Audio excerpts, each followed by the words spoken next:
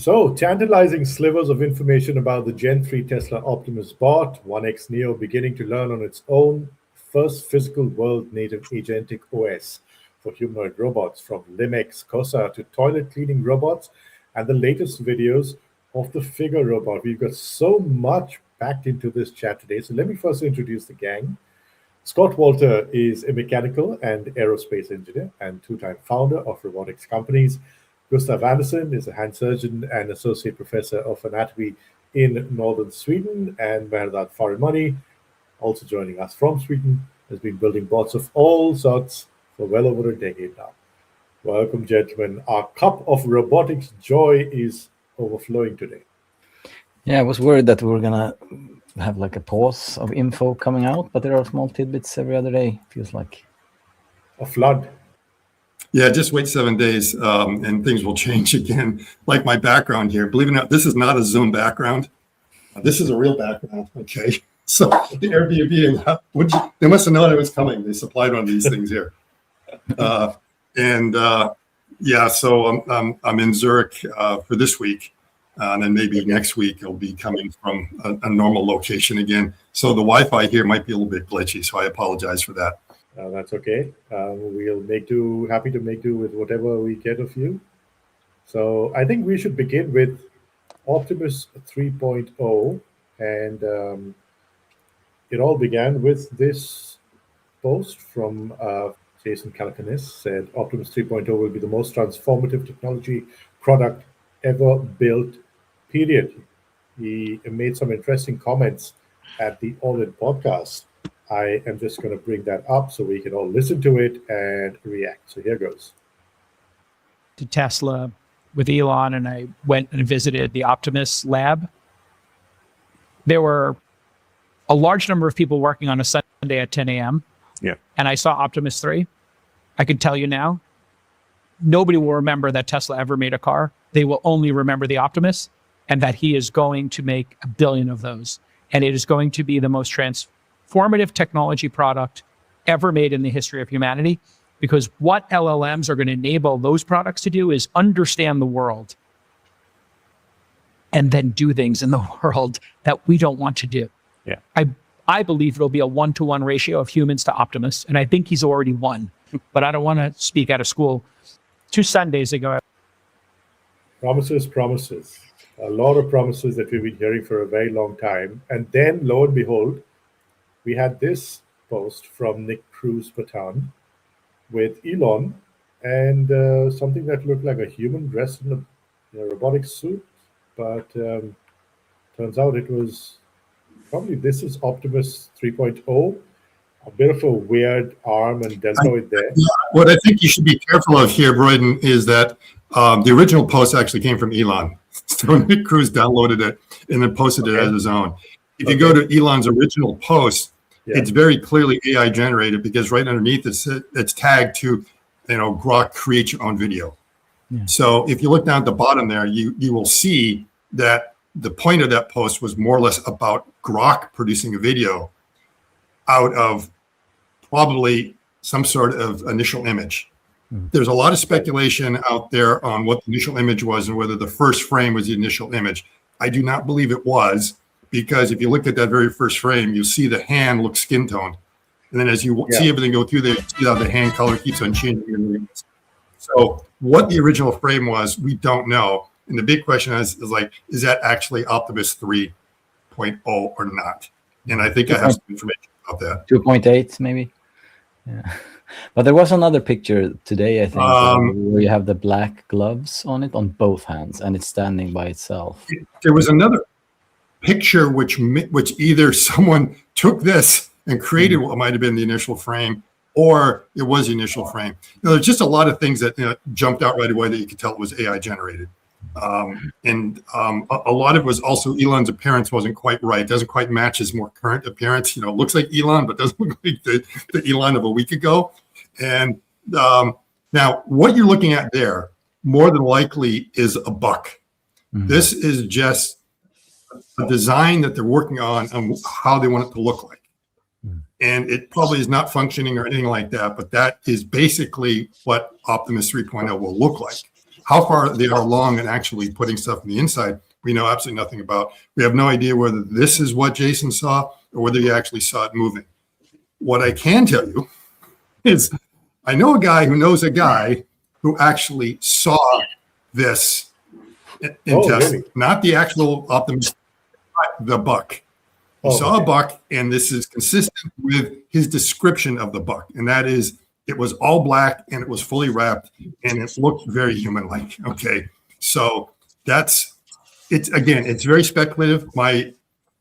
This is probably what they are aiming for it to look like. Now, if anyone says that's not possible to do, let's remind them what Iron Maiden looked like back in October.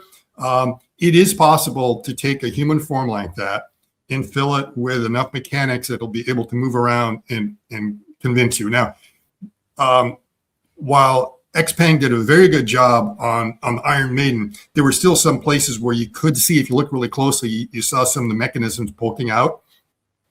And it'll be really interesting to see how far they can do this, that you'd be convinced, like, I do not see any mechanisms or anything that's kind of strangely moving around there. That's what we'll have to see. Mm. What I can add is that by today's components and hardware that we have, I might be wrong, but by today's components and hardware that we have, if you make something very human-like and very proportional, as we see in this photo, it's probably a lot of compromisation of design over function. So that's what I heard also about Figure, that they had a lot of compromise because of design. They just sacrifice a lot of functions. Might be the case here. And again, today's actuators and as Scott mentioned, the structure and mechanics and everything, there should be always some imperfections there. Otherwise, it's not real so much. Yeah, they made really big steps otherwise that haven't really been shown or seen so far. Exactly, yeah. And Jason's comments there are a bit interesting. I mean, he's very Optimus focused or optimistic. I mean, there are a lot of other companies working at this problem, and I mean, maybe V3 will be that step change.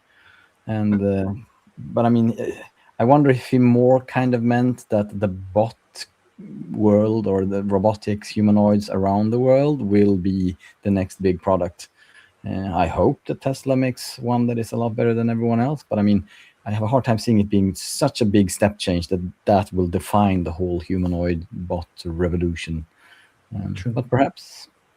I guess it boils down to functionality and capabilities, right? Yes, and I think there might be one thing that we can kind of draw from it, if that's how they really want it to look, is it might tell us something about the actuation strategy. Because if you look at the elbow and you look at the knees, it doesn't look like you could actually put a rotary actuator at those joints, like we see in a lot of the other bots. As soon as you put them in there, you kind of reveal your strategy. So my suspicion is that they would probably still be relying on a lot of linear drives in some areas, like the elbow, the knee, the ankles. The waist, you can still do that quite well with rotary actuators without any problem. But what it tells me is there's going to be still that combination of 50-50 or 60-40, something like that. And one thing I wanted to add regarding the best humanoid out there or the winner and so on, I think I had this thought a year and a half ago, and I think it's still relevant. The only the company who shows a humanoid robot building another humanoid robot similar to itself, that would be the winner company. And I think besides that, I don't see any other way that they can scale so much and make billions. The only way is that when one humanoid comes out of the manufacturing line, goes back and builds another humanoid. And we haven't seen this from any company. So with pictures and videos, I'm not convinced, to be honest. If I just see I think we've seen a couple out there that are indicating something. I think I saw something from either Chinese. Yeah, in their videos they had such thing, but it was like very. Actually, I remember that one. And then whenever he wanted to complete a task, it was cutting the video and going to the next task. You couldn't really see an end task being done. Yeah. There's a very broad task. There's always something you can do to say, yeah, that humanoid brought the arm over here. Yeah, exactly. No, he just brought the arm. So it may have that added content. Right. Yeah. And the question is, how far down you can actually go on that, to the point of like, well, there's going to be an actuator line, okay, that's producing. The humanoids aren't really going to be that involved, except maybe feeding a few things here and there, but still all the winding is going to be done by a machine. But when those components come out, how well it can actually do the self-assembly at that point. Exactly. And I also guess that if you have bots building bots, the end product also needs to be able to do something else. I mean, but if it can build a bot, it can, of course, do other tasks. But I mean, if you're assuming, it's a big assumption. Big assumption that it can't do anything else. Can't even bring a cup of coffee. But I don't understand this obsession at this point in time, as early in this evolutionary stage, of making it look human-like, to be a working product. If you're going into the home, I guess maybe you have to. But that's years away. Yeah, I know. And so it's got to be functional enough to go in the home. So maybe you want it to look that way.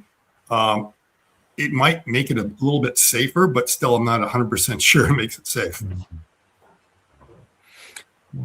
I mean, there's an argument here that is like, what do we mean by human-like? Because most of the humanoids nowadays are not exactly human-like. They're to some extent human-like. I can give you an example. I had a meeting a few days ago with a company who wants to build a new tool to do a certain task for in the garment industry.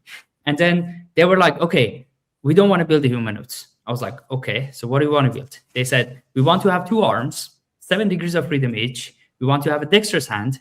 We want to have a camera somewhere that we can replicate the teleoperation. We want the reach should be more than 1.5 meters. So a human hand cannot reach that. So therefore you need to have a ways to bend forward. And then when they put all this together, you ends up having a humanoid. Like that's one of the ironies or problems nowadays, right? They say, we don't want a humanoid, but they end up having it because if there was a task that could be done by a simpler machine or an automation system or something, it was already done. So we are now left with a lot of complex tasks that requires a complex machine. I'm always challenging this thought of myself, to be honest, but so far that's what I've seen, at least in the engineering development process. They're like, they start from something very simple and they just add complexity to it, add degrees of freedom to it until they achieve something more complex. Are we kind of like stuck in a paradigm where we can only envision a task being made in a certain way? When you come to the more advanced tasks that we consider needing a human, is it that we can't really think of other ways to do it? I mean, they should be able to, but it's like when you describe it, like, oh, it should have 2 arms. Like, why can't it have like 10 arms or it's 2 meter long arms? Drop-in replacement. It's as simple as that. It's like there are people who are doing it right now because we couldn't figure out how to automate it anyway. Exactly. And then the cells and everything, but designed around the human form. So if you want to do a swap out, you've got to do it that way. Eventually, probably embodied AI and everything else will come up with these very clever machines that will be able to say you don't need people there. So like one example, if you want to think about it, is that you remember, printing, we didn't have printers the longest time. There were scribes, there were monks and others that were doing that. And finally, Gutenberg came up with the printing press, right? It was a very, very manual thing, okay? And we've only ever imagined printing presses as something that need a lot of people around there and stuff like that. But now we've taken basically what is like an entire, like huge factory that you use to print out books or print out anything. And it now sits on top of your desk. We've like shrunk it down, and there's no way you can get inside that thing. I love that example. So if you describe some years ago, it's just like, wait a minute. See, your printer is the alien dreadnought. That is it right there. My similar example is actually a vacuum cleaner. There is something in design, we call it conceptualization of nature. That is more like the people who wanted to create vacuum cleaner. They didn't create something mechanical that mops the floor because it was the mop before that, or how to say, the swap, right? They changed the whole concept. They said, let's look into vacuum, which was something that was never a part of this swapping process, but then they just completely revolutionized the way that we do it. So definitely there would be those kind of solutions, but it's also interesting. Are we becoming lazy in innovation? Like back in time, it feels like they've been doing so much work on creating a new process for how you do things because they couldn't make an exact replica of human. Or maybe not just innovation, look at design and architecture, for example. You can ask Yeah. the same question. Are we becoming lazy overall? Yeah, Oh, we have the T-shirt. We have the T-shirt cannon. Come on, that's innovation. Yeah. You don't have to bring the T-shirt to someone; just shoot the T-shirt. Come on, there is still innovation going on. Now, again, I think Mehrdad is making a good point. Is I remember when I was a little kid, and we had this dishwasher, and I was imagining how the dishwasher worked. I never saw the inside of it because I was seeing how my mother was washing the dishes and scrubbing it. It's like, wow, there's a machine that does. So I imagine there were like hands in there that were going in and doing this. And so when I finally opened it up and saw what was going on, I was like really disappointed. Because water pressure. We automated it in a very different way than it was done before. Yeah. There is this. No miniature aliens inside the machine doing all the cleaning for you. But I mean, in side topic. But I mean, in comics, that's the way they do it. I mean, in like Donald Duck, there is this inventor friend of him. I don't know what his English name. We call him Joachim in Sweden, and he has the arms coming out and doing all the robotic things. It's not the machine. So. But that's a good thing because it's easy, right? It's comic, so you can make it happen in comic. But in reality, you cannot. So therefore, we had to go other ways. Basically, we had to think more, basically, to make the same task. But today, it seems like the answer to any automation is not humanoids. It's good for my market, but yeah. But I think again that it just boils down to capabilities. And the post from Elon that I want to share now is to that point as exactly, because he talks about the chips. He says AI4 by itself will achieve self-driving safety levels for very far above human. This is for the cars, of course. AI5 chips will make the cars almost perfect and greatly enhance Optimus. So AI6 will be for Optimus and for data centers. So the way I'm reading this is that obviously the chips they have right now are AI4, which is what I would imagine Optimus is on. AI5 would be next year because you're looking at going into production. We said AI5 design is almost ready. I imagine it would go into production by the end of this year. So that means next year Optimus would get AI5 and maybe Optimus production version 2 would get AI6 and version 3 AI7, because we've discussed in the past here on the channel that whatever we see of Optimus now when it is finally unveiled, the production version, is just the first version. And you'll see iterations along the way. So just curious to know your thoughts. Design is one aspect, but apart from the form, functionality is the other. And so much of that depends on the chip in terms of computation on board and also training and inference. And I mean, I wonder what Jason saw.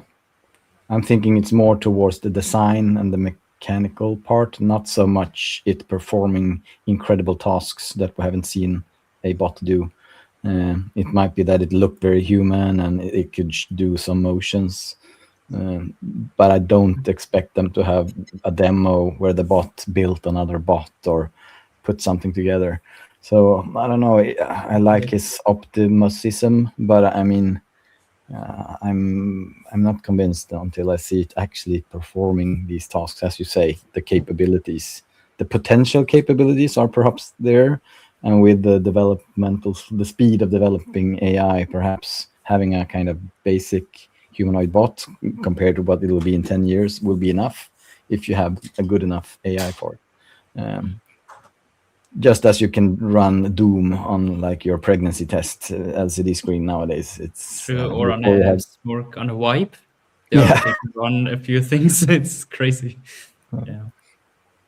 But like maybe the question is the chip the blocker for the humanoid today or not? It seems or like the form factor. Is it the brains exactly. or the form? Exactly. So the hardware, the data. I don't know, maybe putting it that way. So it seems like so far with all the NVIDIA stuff, they have managed to get great, at least in simulation, get a lot of great functions and performances and capabilities. You're talking about the NVIDIA chips, not Isaac exactly. Sim. No, just NVIDIA chips. Yeah, exactly. As regard for processing, right? Right. But now with the new chip coming, how could it revolutionize? I mean, Scott said something before, I remember. It was that nowadays we see that with the advancements in AI, the hardware shortages can be covered, overcome, solved, if I'm correct here. But at the same time, we know that hardware issues are being shown in the long term, right? After like 3-5 years of performance, then we'll see what the issues are. So we haven't really seen those issues yet, and they're just predicting today that there would be a lot of issues. Yeah, I could also add regarding the processing. One thing that we haven't seen almost in any robot, I don't know if you talked about it before, but if a robot can walk on biped and at the same time do something with its fingers, so like solving a Rubik cube while walking, this is a both power and computation issue. These are two very complex tasks at the same time. You want them to walk and chew gum at the same time?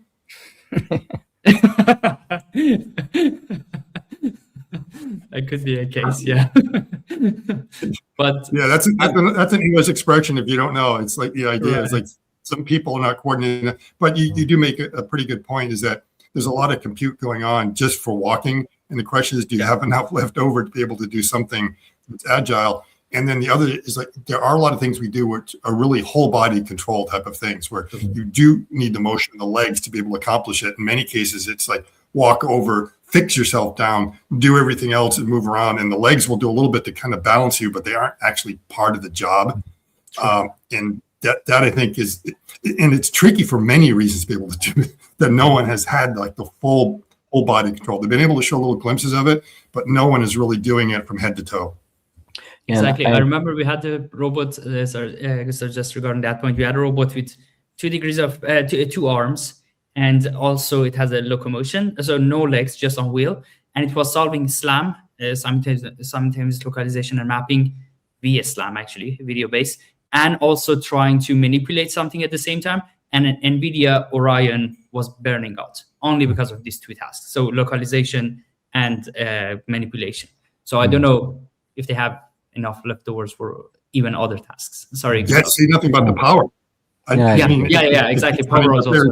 The battery's pretty quick too. Yeah, true. I mean, like the dancing. Just the inference is like true. Yeah. I mean, the dancing bots, they are complicated movements with both hands and arms and legs, but it's not the same thing as actually walking somewhere and then solving a task that is not true. It's not pre-recorded. It's not motion captured. Fingers, right? Yeah. How much of those dancing moves are pre-programmed also? Those are definitely pre-programmed. Like that's why I say tasks like mapping and localization, that's a real-time task.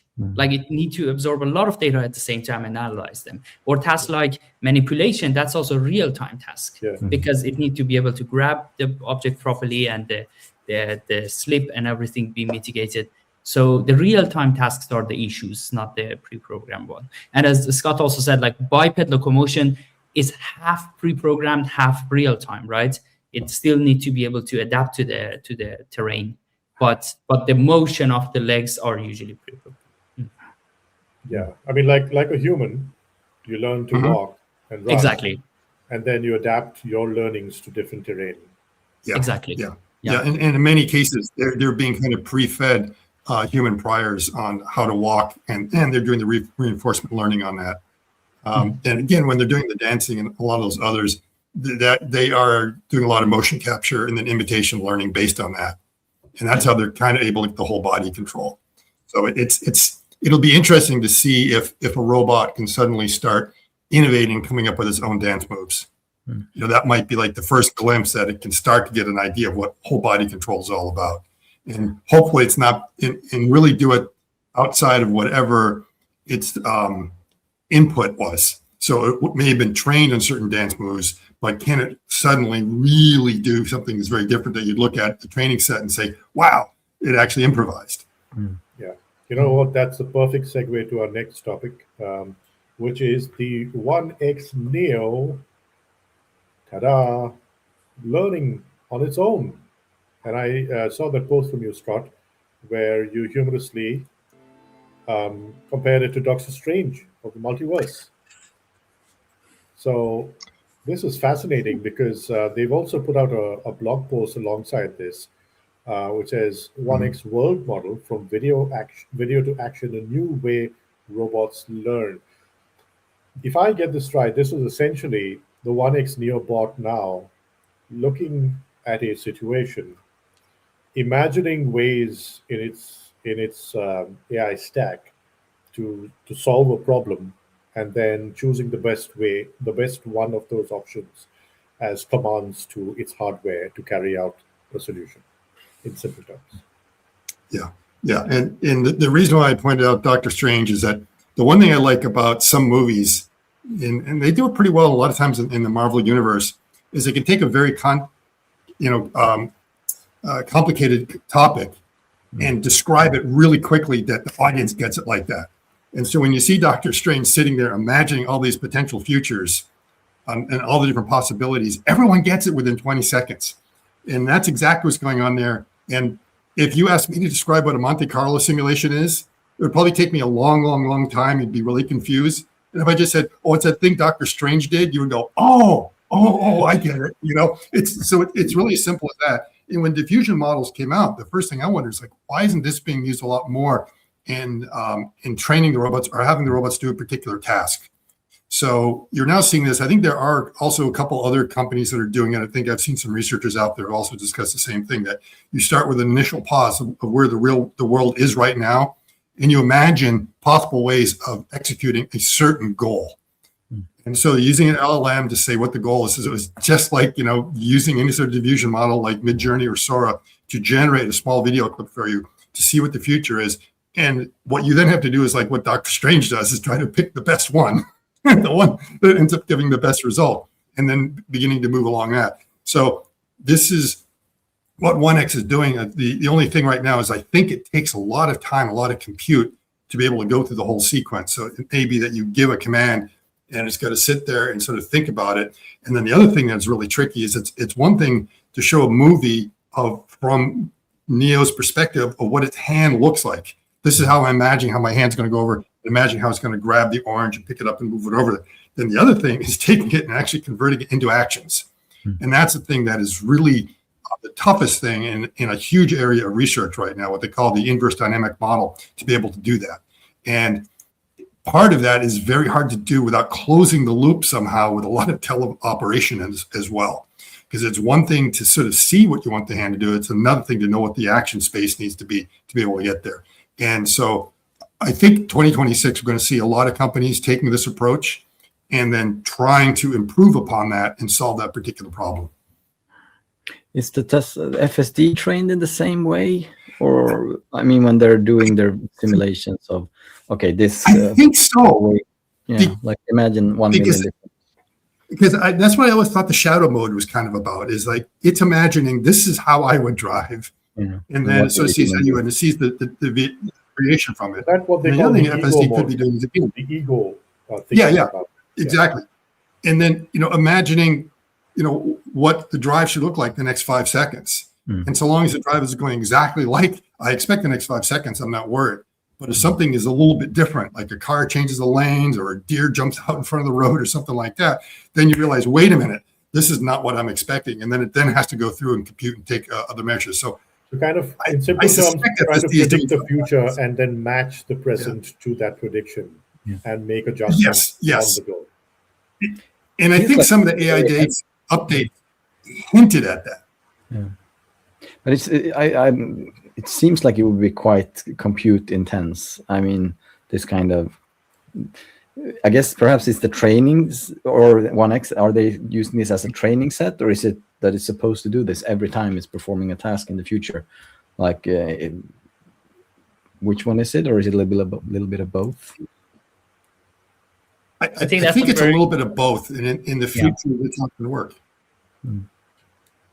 You know what we usually say is like, so these models need to have a memory, right? Because we human, we have a memory. We have put green apple into a box or something similar before. So the next time we want to do it, we don't do that crazy calculations and back propagation again. So, but these models, they obviously don't have, I know for which reasons, that they still don't have a memory in that sense.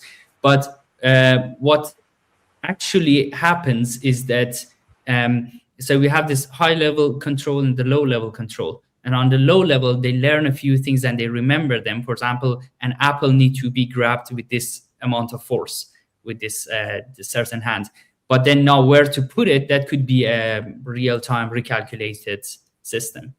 That's what I've concluded so far. But I haven't read the full blog, so I cannot comment so much about their solution. But I think Scott said a very, and also Gustav mentioned good points that, you know, we have a lot of these models that you can do the certain tasks that they showed there. There are models actually out there that you can fulfill this. All of the fight is over how much computation does this model use versus, and also how long does it take to train to do this task. This is the whole discussion, basically. Otherwise, almost all the models, even the models who were developed 20 years ago or 15 years ago, they can also do similar tasks.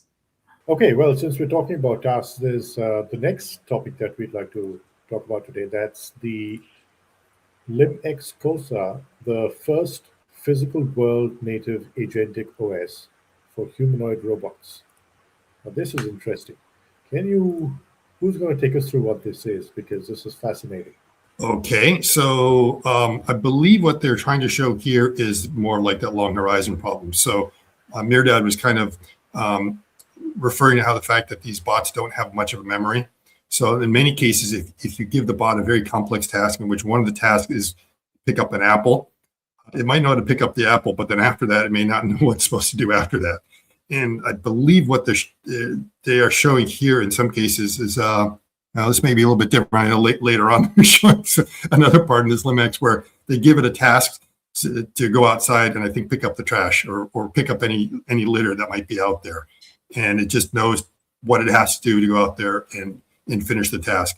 So what we should be expecting to see is more and more of these long horizon kind of solutions coming along, where the robot is a lot better at being able to actually perform the entire task without daydreaming or, let's say, getting lost along the way.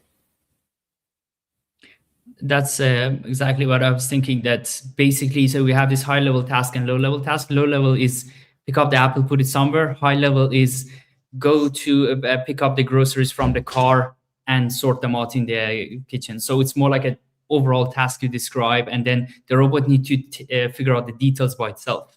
And those details could be actually path finding and also interaction with people on the way and all the other things.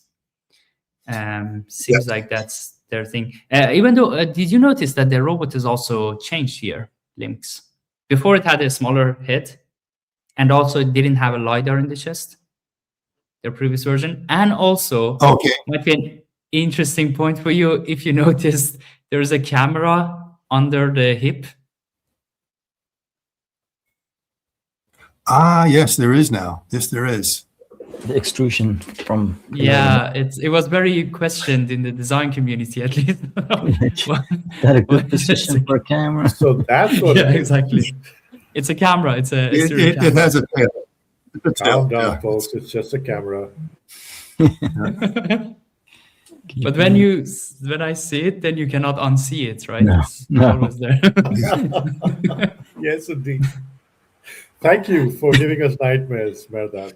They should start putting pants on robots for this reason, maybe. But then they block the camera, so they... But I like this video. It's very instructive for the ones who haven't really thought about it, that there are so many different tasks that it has to kind of go through, and when it got interrupted by an individual, to remember, oh yeah, I was still going to get that bottle of water or whatever. So yeah, there are a lot of steps that for the humanoid to be part of our life, not just standing in the factory floor. Yeah, the way I would think about it is that the way AI could be involved throughout the whole thing is that you can have a lot of these steps which are deterministic. So in manufacturing, a lot of people really don't want to be using end-to-end in a manufacturing environment. They'd rather have a deterministic kind of scripts that make sure it does the same thing again and again and again.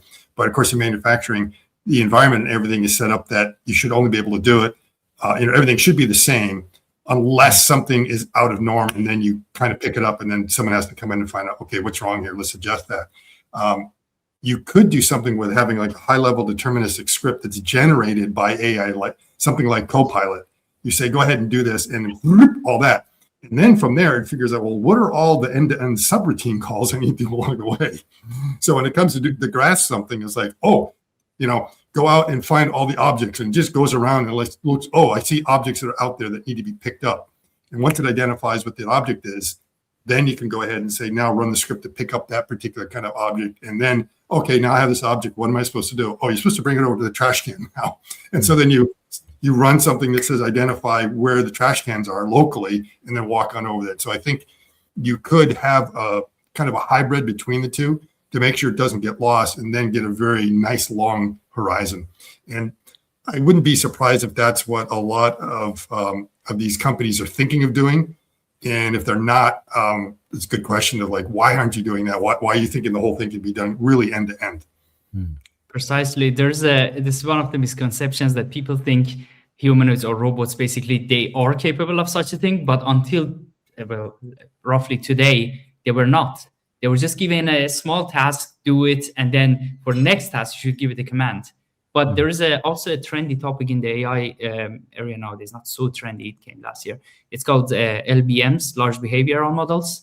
And large behavioral models are mostly focusing on these kind of things, that they say, if I tell the robot to clean the room, no more instruction, then how does the robot figure out where to start? What are the tasks to clean the room? All this breaking down of the subtasks and everything, it will be taken care of by the robot itself. But again, by today, most of the robots are just... something like that in the Figure 03 demo, Scott? The one that they released, the production version of it? Yeah, they had them clean. They just said clean up the living area, and they kind of folded some cloth and put the pillows back and so on. But I mean, you would need it to understand the task, not just pick up the pillows. That's a lot easier than saying clean the house. Mm-hmm. Exactly. And not throw I would assume it's like the window. It showed a picture of the end state, what it looks like when it's clean. Mm-hmm. And now say, okay, put this back into the state, and then it might figure out from that. But otherwise, it may not have any idea of what does it mean to clean the room. Exactly. And you brought actually a very interesting example. Yeah. It also goes back to quality, right? What do I expect as cleanness, and what does the robot or the general AI expect it? Like all furniture plants in your garden when you get home. When you have nothing left in the house, it's like everything is emptied out and sold on. True. You said clean. It's perfectly clean now. It's like we even have this discussion when we were kids. Maybe our mom was cleaning the room, and then she was putting everything in places that we had no idea where it is, right? Yeah. So it's maybe the same example of like, okay, how should it clean? Again, that goes back to large behavioral models. That is a very big topic, and it's not solved yet. Just they're still researching on it. So, and for these robots, I don't know how they're going to do it. That's why 1X, Sunday, all these companies say teleoperation for home, because these are the actual complexities. But the companies who want to just show a video, they of course do whole sequence. I mean, this is actually better than figure video, I think, because it also describes what is happening in each sequence. Yeah. But figure was more like, it just does it out of nowhere. You see, this bullet points here that say mobile navigation, obstacle avoidance, like all these things. So these and it are also like, shows that your hands are good enough for a lot of the tasks that this bot would do in this environment, like picking up paper cups from the ground and bringing bottles. This bot won't be performing surgery the next day, but it's a basic off-the-shelf hand, I guess. But it gets the bottle going and picks up the trash. True. Yeah, you don't need to overthink the hand. So it's probably adequate. The wrist is one of those wrists I joke about being like a second elbow. Yeah. But and you sort of notice when it went over and you get the Coke cans out that it looks a little bit funny doing that, but still able to get the job done. And so that looking at that, it looked like it broke its arm. It looked like it broke its arm, yeah. I'll have to. So there's going to be a lot of dexterous tasks, which it may not be great for, but it's probably, it's adequate for being able to do the task at hand. And so I'm not sure how many degrees of freedom they have in the hand, whether it's like 11 or 12 off or 16 or something like that. There's no need that it doesn't have to be 22 or 27 if that is what the new benchmark is for hands out there. Yeah. Speaking of which, Gustav, we're still waiting on your masterpiece on judging the hand. So look, I'm gonna put the pressure on you. You by should. letting our audience know that Gustav is working on this grand masterpiece that you have to watch and learn from. Masterclass. Yeah, I keep changing the content of it but I think I'm pinning it down. We have a lot of teaching coming. Sorry to put you on the spot, Gustav. No, but I've been putting it off, and that's. Is this going to be your opus one? What my magnum opus? Your opus one. No, it needs to be out before Optimus is shown. That's like my maximum deadline, because it will. Oh well, you have time to the end. My point of view that this needs to be there for them to do the surgery or whatever. So I have many weeks left, I guess. You think they will postpone it, by the way, or will it be out? I don't know. I mean, I am skeptical that we'll see it in March or April, maybe a bit later. What about you, Scott? Melda? I talked to someone at Tesla, I told you, and he said it will come beginning of next year or beginning of 2026, but I don't know. Okay. Maybe February, maybe March. Let's see. Well, it depends on what they call I think that's true. What do they want to show? Yeah. Mm-hmm. Scott? Yeah, I think the original timeline that we heard was something like, February, March. And I said, okay, beginning of Q2, because that's normally what ends up happening with the ambitious timelines. So that might be the earliest. Maybe by April, we'll see. Again, they probably could within the next month or two show something. I have no idea what Jason saw, whether he saw just the buck or whether he saw maybe the buck and then he saw a lot of pieces coming together that he could imagine eventually goes in there, or whether he actually saw a real Optimus 3 walking around.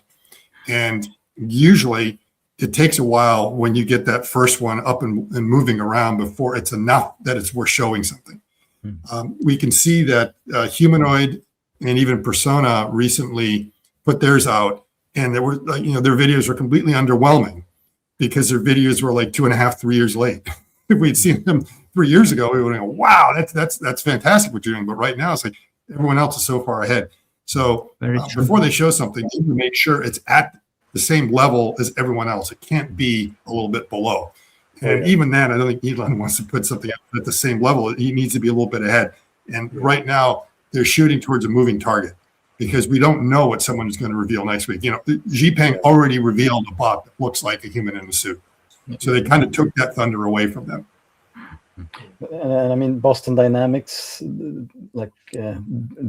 reveal on CES was a bit underwhelming. They kind of said, "Oh, we're going to show the new Atlas," and they did in a video clip, but they had the old Atlas on stage.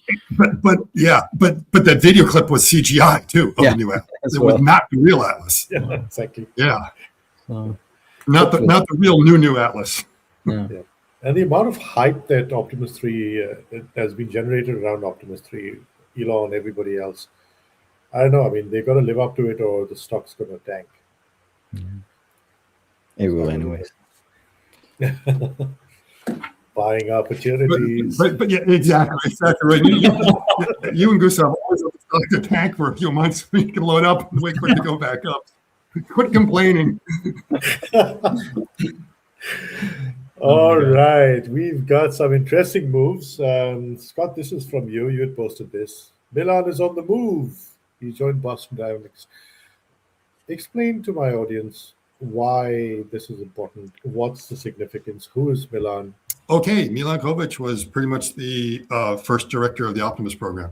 So right from the outset, he was, I think originally he was like on the AI, on the FSD program, and then he kind of came over to lead and run the Optimus until June of last year when he resigned for personal reasons.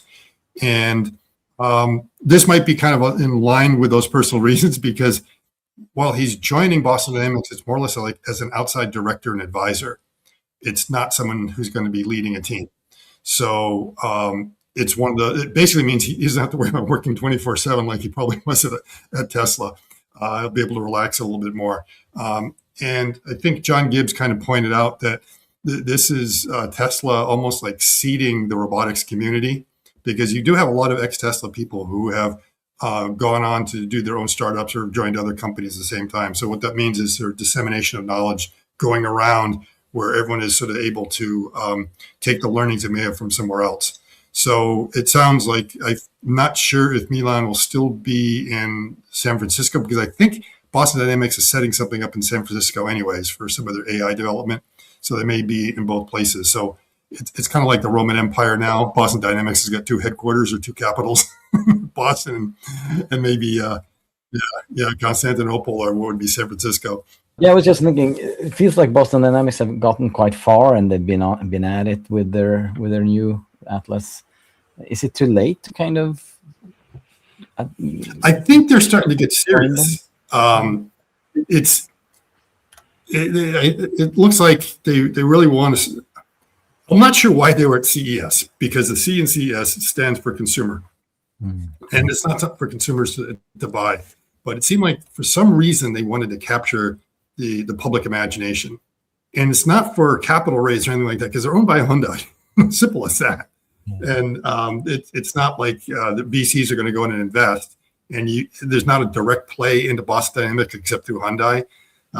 It might be that they want people to realize that they are serious. It could also be for recruiting reasons. So a lot of times these videos people put out, the knee-jerk reaction program is like, oh, that's for VCs. They're trying to say, no, a lot of cases it's nothing to do with that. It's actually because they're trying to acquire talent. In some cases, a lot of these videos will happen like right after there's a major layoff at like Meta. All this AI talent's out, and it's like, what do we do to get the attention of these people that we're doing some cool stuff? So suddenly you'll see a video drop. And so that might be part of it, that they really want to go ahead and show that they have something, be taken a little bit more serious. And I think it's good. Their social media strategy has changed from what it was before. They were not really engaging at all, and now they are a little bit more active, and that's good to see.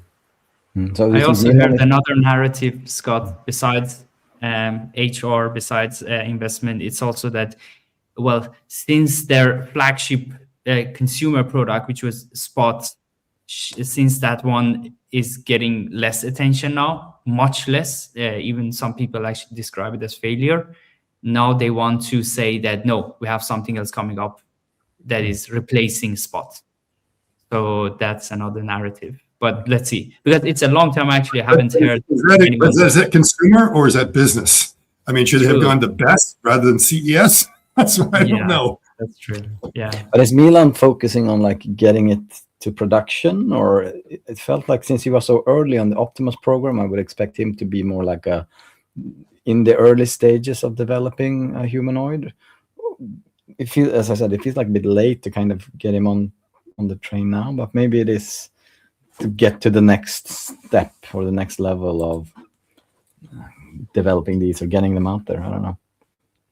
I think it's more strategic, is what it sounds like. Is his position will be more like that, as opposed to doing the nuts and bolts every day, but maybe trying to help them probably with their long-term plans. All right, so let's move on to Figure. Brett Adcock. A couple of cheeky posts from him. But it was interesting to see Figure 03 out and about. It's been a while since we saw something from Figure, isn't it, Scott? What do we make of this? Well, it's pretty impressive to see it running around the parking lot. So it means, I don't think this is necessarily the first time that they've done it. I think they've been doing it for a while. What I'm surprised is that no videos have leaked, because they took a clip out of it where someone driving by shouted, "They're all going to kill us someday." and so I'm just kind of surprised, like the fact that anyone could be driving by at Figure headquarters and they know what's going on, why no one has actually shot a cell phone of it and released it already. So this is, definitely out in the open. It probably means a lot of people are going to be looking for this now. at least running in the parking lot. And this is a 3-minute clip. And I think the funny thing about it is like it is filmed by Brett, because if you turn the sound on, you can hear him giving a little bit of narration of what's happening. And he's exhausted. He's having a hard time keeping up. So that's why it's only like, I think 3 minutes, 16 seconds long, is because he was winded at that point. And very steady on the hand, though, I must say. I mean, running like that with a cell phone, catching. I mean, the videos. Maybe. Yeah. But then don't they have like a lot of motion stabilization anyways? Yeah, they do that nowadays. Yeah, Maybe that's why you're a professor's salary there. You can't afford that high-end iPhone, right? With stabilization. That's true. So that now I think Brett said it's like a little bit more than 2 meters per second. It might be about right. I didn't go through it and count the steps. What I was trying to do is that I ran competitively for about a decade, did some coaching and stuff like that. And so I'm used to like looking at running forms and analyzing them. And I had to be very, very careful of being critical of this, because I have to remind myself that this is not a human, and it's going to actually have to run a little bit different. So everyone thinks the quintessential running is to run like Tom Cruise does in the movies, where your hands straight and everything like perfectly straight going through. And if you look at like first principles, you think that's going to be what it is, because like all your momentum is straight ahead. You don't have any of this back and forth kind of stuff. It's got to be like that. And it turns out that is not the best way to run, because the human body isn't meant that way. There's all this other kind of mechanics that you should be doing in there. And one of the most important things about running is that running starts with your hands, believe it or not, is that if your hands are relaxed, then you get relaxed all the way up to your shoulder and all the way down. So the first time that when you see someone struggling, they're always like this, they're always clenched. And you try to tell them, relax the hands a little bit. So usually it means cupping your hands like this. But if you look at Figure, you'll see its hands are out like that. So the first thing's like, no, it doesn't have to. It's a humanoid. And he's also holding the hands up a little bit different. And you got to remember the weight distribution is very different in these bots compared to a human. So for a human in our torso, like a great fraction of our torso is air. It's our lungs, right?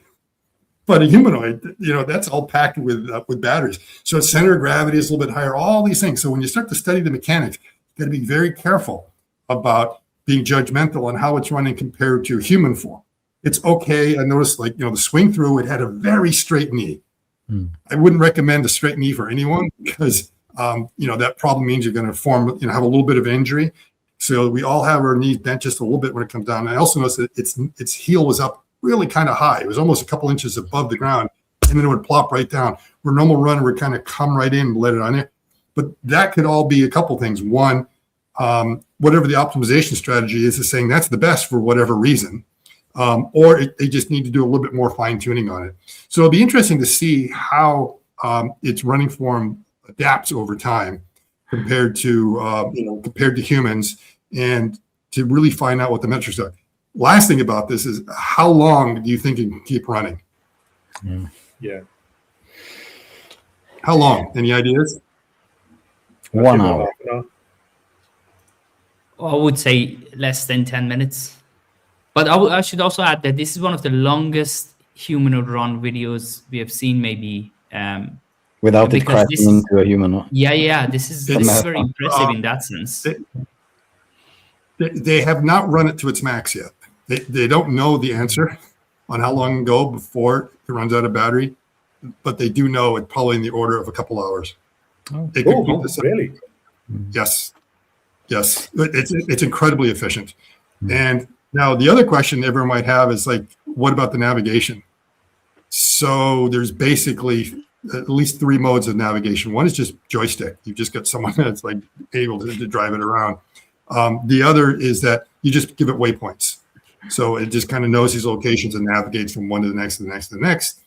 And the last is it follows a person.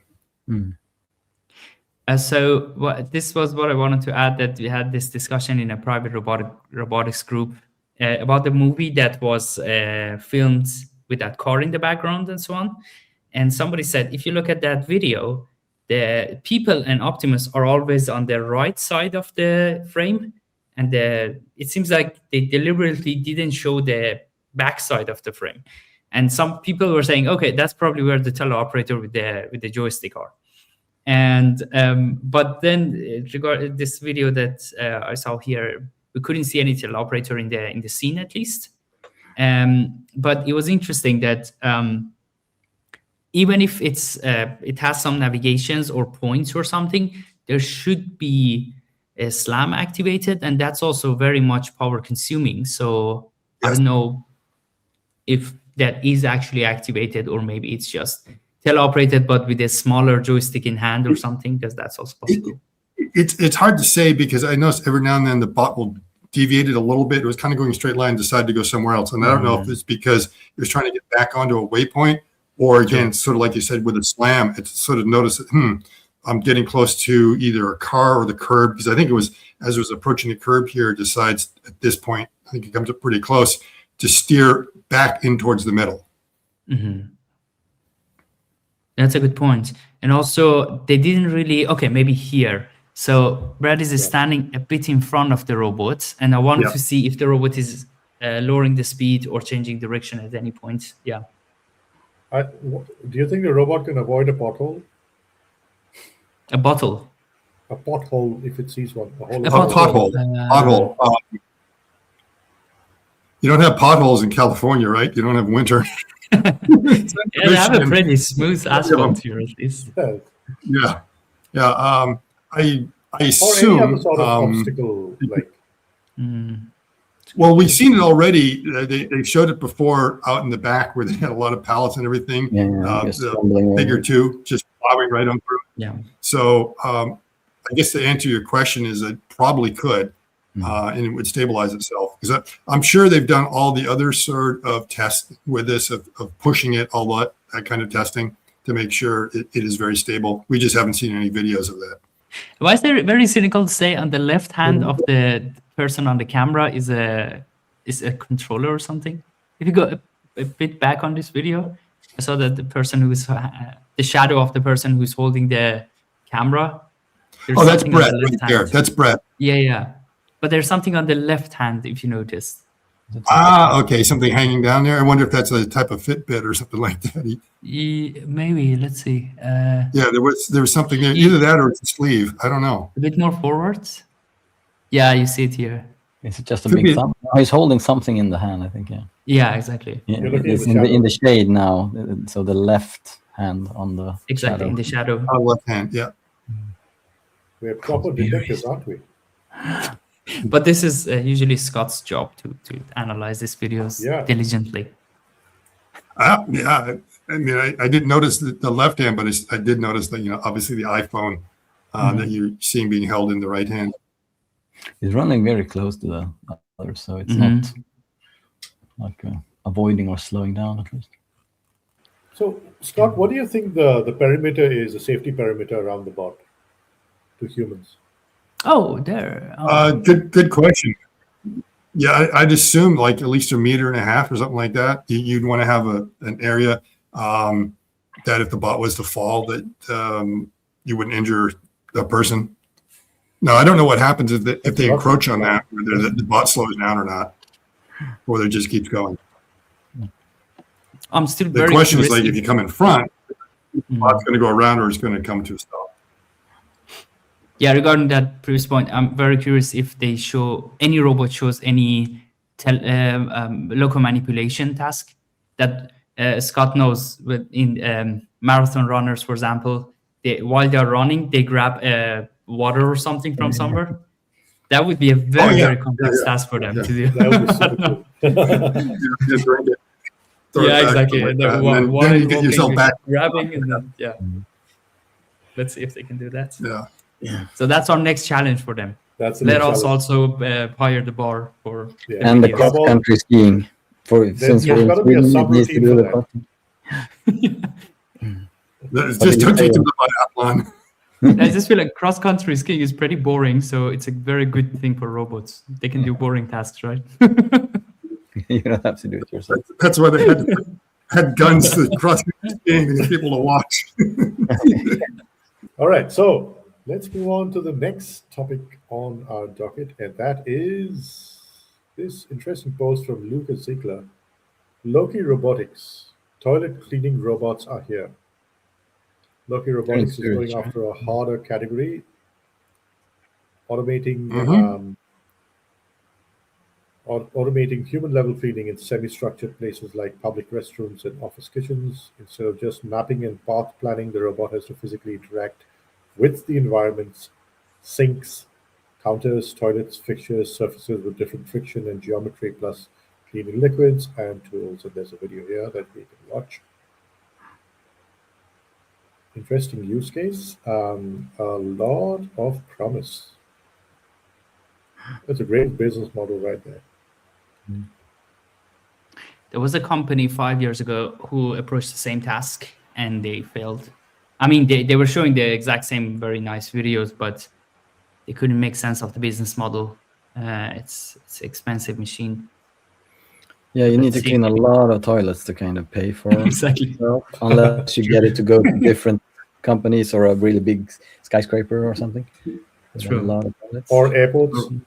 Or very smelly toilets that nobody wants to clean. Yeah. Or areas with high footfall like airports and train stations. True. Like this case that I'm saying, it was during COVID. Yeah. And during COVID, there was this restrictions with, Well, that's unfair. And also right? disinfecting was another part of it. Yeah. Well, you had Maybe a lot of doubles as your hamburger flipper. So half the day it cleans toilets and the other half it flips your burger. I don't want to know if it's the same robot. There's a certain ick factor when it comes to it, and everyone kind of wonders about if I have a humanoid doing this. Exactly that question. It's like, then do I want it to go in the kitchen to make? So it's very clear this is dedicated to one task and one task only. Even if it can't do everything in there, it does all the stuff that most humans do not want to have to do. And it's the problem is always turnover in these areas. So there's more utility to these than a lot of people think. That when you start to run the numbers, they turn out to be a bit more attractive than you would believe. And if someone still has to go in and change like the soap dispenser or Adderall, that's not a big deal. True. And then the other thing, of course, is that again, you can have this thing running nonstop so for those of us who are germaphobes, it's great to know that the toilets get cleaned like almost all the time, as opposed to at 2 a.m. when no one's in the office, and then like by the afternoon, it's ick again. So there could be a lot of places. And the other thing is, looking at this, it seems like I think they're using maybe real man hardware. I'm not 100% sure, but I believe they're using some off-the-shelf hardware and then putting in their own AI. Now, I will be able to tell you a little bit more about this company next week. They're just down the road from where I currently am right now. Nice. So we'll learn a little bit more. And it's the thing that will be interesting to find out is that about 35 years ago, we did a video for Joe Engelberger when he was starting up another robotics company. I think it was like 1988, 89, right around there, where he was coming up with service robots. So Joe Engelberger is considered the founder of the industrial robot, from Unimation. And it was a pretty interesting, because we were kind of wondering, well, how is this all going to work and everything? He was already way ahead. We were still talking about VAXs as like mini mainframes. And he was just saying, well, you can already like do a dial-up communication. This is an 88. And it should be able to do like a bunch of normal routines. And if it sees something it doesn't understand, you kind of upload to this thing and it will then put command down there. Now, I'm not sure from it, they kind of pivoted and ended up doing more of a service robots in hospitals, being able to move around and do that. But we were asking him, like, okay, so how does the cleaning work? He says, oh, there already is like a book that all the hotels have about what you're supposed to do when you clean. So when you clean a toilet, evidently you just take the brush, you're supposed to go around like 5 times and you're done. It's like, really? Is that interesting? I mean, I always thought it was like, you do it until it looks like it's clean. But evidently, you really could take that and almost turn it into a very, very simple script of what the robot would want to do. Now, that's like 1988. We've come a long way. So it'll be really interesting to see what their approach to the problem is. Is it also just you do a couple of swishes around, or is it really, it's like, no, we've perfected some very good cleaning techniques, and we know when it's a little bit, let's say, messier than normal, that we'll go through and do others until it gets into perfect state, because we know we can do that with AI training algorithms nowadays. There was an older version. I don't think it was the Loki, but another toilet cleaning one. And in that one, it was really clearly using the same sponge for the urinals and the sink.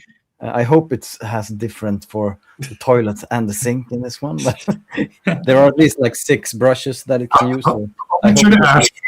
Yeah, ask him. Yeah. Oh, it might be there. I don't know if it's doing a change or not. Yeah. Here, my question it started with a. It might be that it comes into the room with a clean one, does those with the sink, and then just use it. And that's acceptable, as long as it throws it out. For here, my question is the same question about the quality. Like, first of all, does the robot do any assessment that how dirty it actually is, and optimizing the cleaning based on dirtiness? And lastly, how does it know when it's actually clean? Is it only following a manuscript or a process, or no, it actually do it until it's clean? These are still like very big questions, at least AI-wise. I don't know. It comes to the toilet with stuff with toilet paper, and it's filled to the brim, and it starts going about, and there's water all over the place. As long as you don't see any brown spot, right, or yellow, you can keep going. Then there are other things. Other times, like you go into a sink and it looks like you're not able to clean it, and it turns out there's a chip in the porcelain, and you're scrubbing away. So why won't that thing go away? When there's something like that, we'll get it stuck. Also, Scott, there is another aspect in toilets that I remember that previous company I talked about, they had issue with. It's the mirrors. We usually have like big mirrors, and then the robot, if it's vision based, it gets very confused on the localization and also pathfinding. I don't know how they solve that part. You see? Oh, that's true. That's true. How does it know to? Wait, there's a sink on the other side. Why didn't I get that? Exactly. So in this scenario, these are some good questions. Thanks. They usually have like some sort of offline map of the area. In Islam, you said Monte Carlo. So we have this AMCL, right? Something Monte Carlo algorithm or something that it detects. So you have the offline map, and then you have the online map, and it's trying to match that as much as possible with different possibilities. So maybe they still have an offline map. It's not like totally. If it goes to a new toilet, it can figure out everything by itself. They need to do some setups probably, but or something like a point cloud for 3D visualization. Yeah, if it's LiDAR based. I didn't see a LiDAR somewhere, so that's why. Because if it's only vision based, it cannot create that point cloud accurately when it's a mirror or reflective object. And it sees. There's a lot of things you have to do. You have to open the stalls, and then also make sure that you're cleaning when no one's there, or what if people are in the room? True. Scott, you mentioned Joseph Engelberger, and he has this very interesting quote. It's funny, we talked about it once. It says, I cannot define a robot. I don't know what a robot is, but I know one when I see one. So he said it back in that time, but I'm wondering, how do you define a robot today? Right? Yeah. He's paraphrasing one of the Supreme Court justices. I'm trying to remember his name. You can look it up. Who said, "I can't define pornography, but I know when I see it." So I think it predates that, and a lot of people I've used that as well sometimes, and also referring to like consciousness. I can't define consciousness, but I think I'll know it when I see it, and it'll be the same thing with AGI, and also robotics. There is kind of a definition that I sort of had in my head of what a robot's supposed to be, and then it got heavily corrupted. Like when they started calling the Roomba a robot, that's where I drew the line. So I'm sorry, it's not a robot; it's an automated vacuum cleaner. So there's a difference between automation, and this was actually a problem. Is back in the 80s and early 90s, Japan was just like way off the charts as far as the number of industrial robots they had in there. And then everyone started looking. It's like, well, what are they counting as industrial? It turned out anything had like 2 degrees of freedom. They were counting as a robot. No. And that's when the RIA came out and said strict definition is it had to have at least 3 degrees of freedom and be reprogrammable and a bunch of others in different tasks. So if you had a mechanism that had 3 axes, but it's like it could only do that and it was not easy to reprogram to do a different task. Doesn't mean like a similar task at a different size or something like that. It's like, no, really had to be able to do something different. Then it kind of fit the definition. And that's why the Roomba fell short, because it had only 2 degrees of freedom and it could only do one task. Yeah. There is the word is interesting from, like, I think it's Czech or Slavic, meaning forced labor or drudgery, or Yeah, the yeah. root going even back Exactly. to It's basically slavery, basically. So it's Yes. Gustav, why bit don't you dark. say that in Swedish what it means? the what? Robot. Yeah, rocket.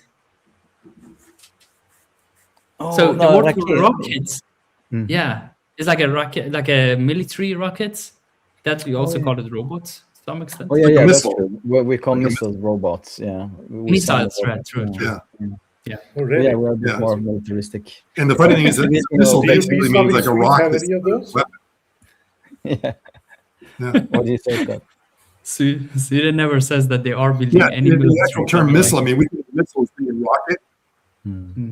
but the term missile existed way before there were rockets. Yeah, it's just, And I think you might even find like the term in the Bible or something like that. Basically, when you have the battle, is people would be taking rocks or anything and throwing them, and that thing became quote a missile.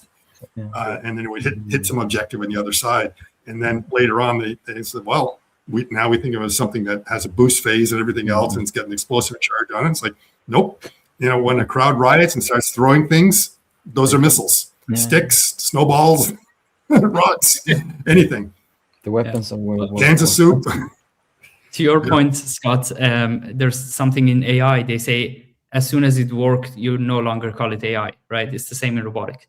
As soon as it starts working Yeah, and it's moving goalposts. then you no longer call it robot. So yeah, we agree with that. Well, here's a question for you. When they say moving the goalposts, are we referring to soccer or American football? Soccer. Because You should watch Football. Ted Or Lasso. rugby. It's not soccer, it's football. Football is beautiful soccer game. in Okay. Sweden. Football makes more sense, at least intuitively.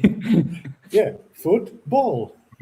Yeah, Yeah. not football. Unless you're in America. In American football is like this is foot and this is ball. This is foot. You have to use your hands. Yep.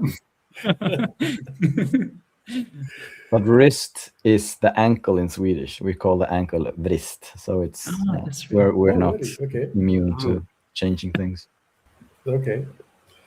All right. So speaking of changing things, we're going to change our perception or try and get a clearer perception of robots.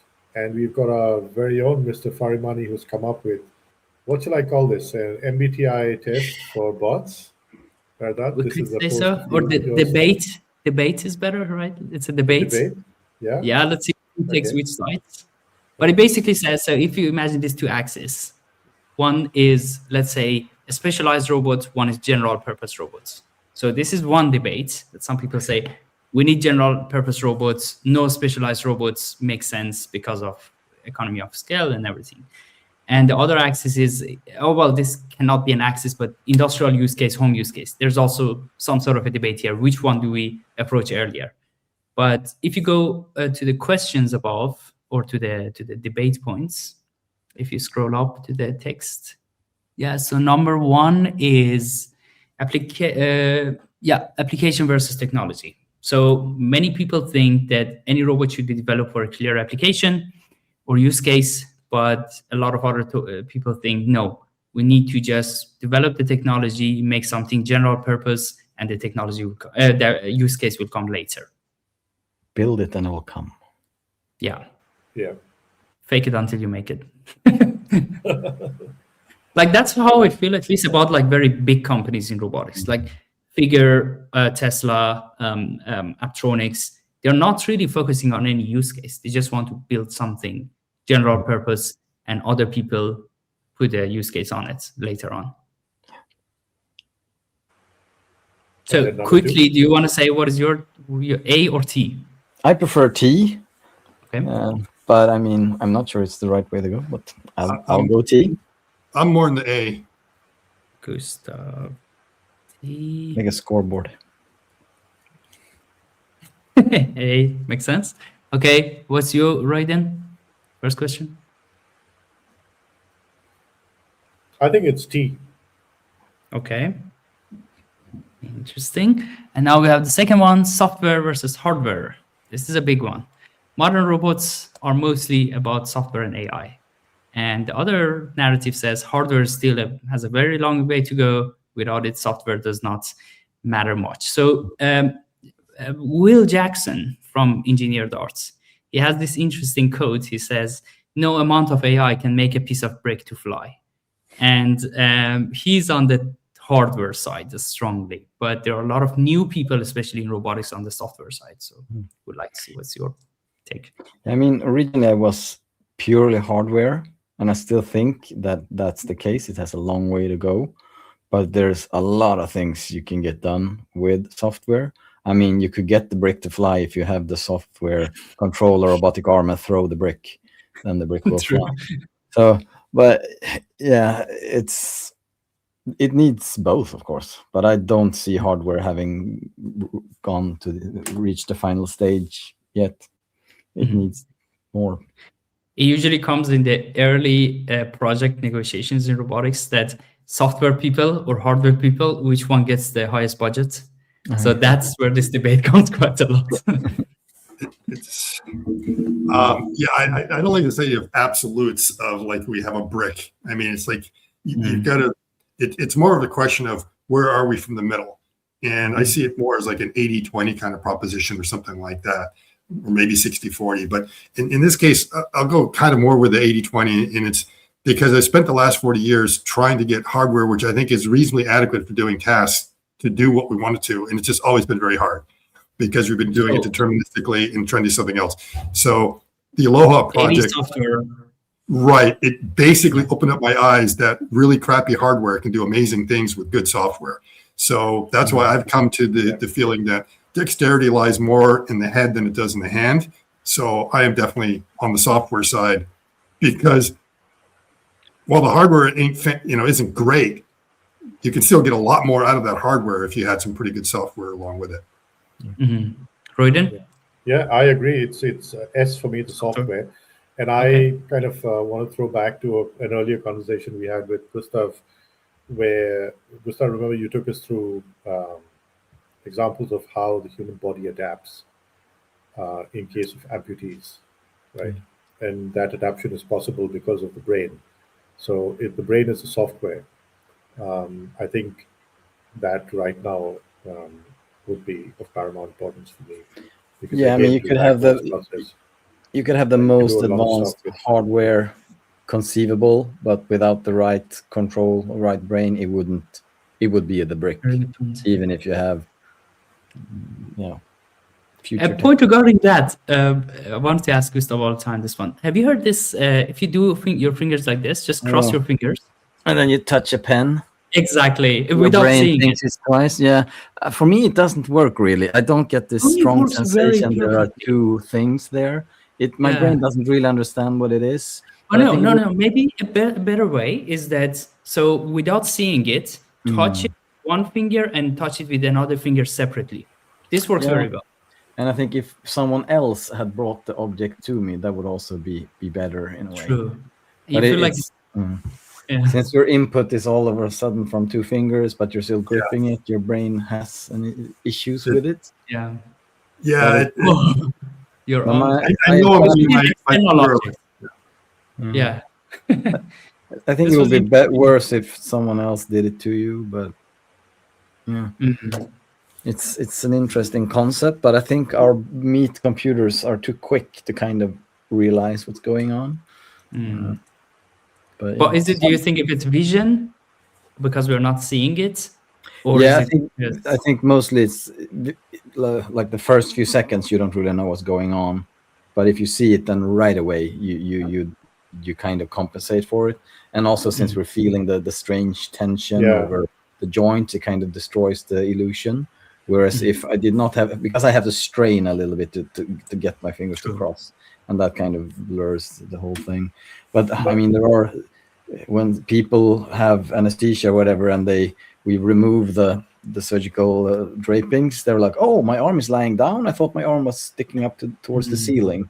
So our brain can trick us quite a lot if we don't get the right input. Phantom pain related to the phantom hand, yeah, you have that as well. There are multiple things there with the damaged nerve itself trying to send signals that you can't really interpret, but also the brain remembering there being a hand there. So there are like multiple aspects of that.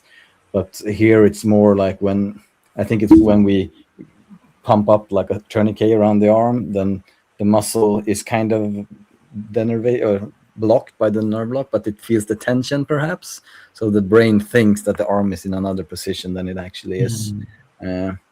So yeah, there was this old. Did you ever do it as a kid when you kind of push your arms against the door frame, all you could for like 10 seconds, and then when you release it, it will feel like your arms like floating away. Did you ever do that? It has to be something. Okay, we're going off topic. Cool. No worries. So, to your point, I think it's very subjective because it depends from person to person. And it also is what I'm really fascinated by, which is peripheral sensory computation, and how much of what your brain senses is localized where your extremities are making contact with an object. And there's a lot of what do you call it? Modulating of data on the way up. But did you go for A on the first one, Scott? Scott said A, yes. Okay, so he's an ass man so far. Let's see where he goes. Yes. You have to write out our. I'm writing down. I want to collect all of these. Actually, I have something around 50 more. So then I want to analyze them later. I have them on Excel sheet. So what's fun number versus 3? functionality. So it basically says a lot of people are saying that, oh, we're making this humanoids mostly for function. There's no fun or entertainment aspect in it. We're making them for a functional, industrial, useful work. But some other people think that no, humanoids are especially biped humanoids. They make more sense in the entertainment, social interaction, and those areas. So what do you go for? One man's functionality is another man's fun. Good point. Yes. Could be a clown. I don't think they are like. I'd say that they can be equally useful for both cases. But then I guess it's a function. You can use it as a entertainer or as It depends on your horizon. What is the horizon you set for this question? The time horizon. So one of the very clear examples that also somebody brought was that if you look at Tesla, Atlas, the new Atlas versus Xpeng, the latest Xpeng, it seems like Xpeng is made more for coolness, entertainment, social interaction, but Atlas is made for functionality. That's why Atlas is not so attractive, but Xpeng is very attractive. So then they are debating which direction would be the direction of robotics. Maybe, again, Will Jackson thinks the robots are best for a corner of the museum because they make money by being there, and also they are very good for interaction, entertainment, and so on.